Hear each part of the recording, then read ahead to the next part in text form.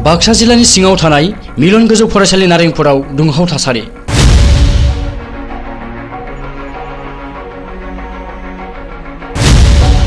सोरबा सिनाय मोनै सुबुंफोरा बुख्रु बुसि खालामनानै गालांदों मिलन गोजौ फरायसालि नारेंपुराव।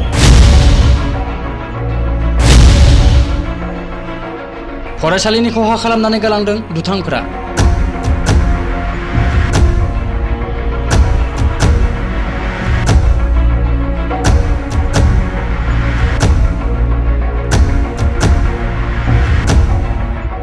जाथायनि उनाव खौरां मोननानै मिलन गोजौ फरायसालिनि गाहाय फोरोंगिरि पानिराम रामसियारि बिथाङा गोथौयै दुखु मोननाय फोरमायदों आरो बे जाथायनि सायाव गोख्रोङै नायबिजिरनांगौनि थाखाय फरायसालिनि गाहाय फोरोंगिरि बिथाङा पुलिस बिफाननो खौरां हरनायजों लोगोसे दुथां सुबुंफोरखौ थाबैनो हमनांगौनि थाखाय बिथोन हरो।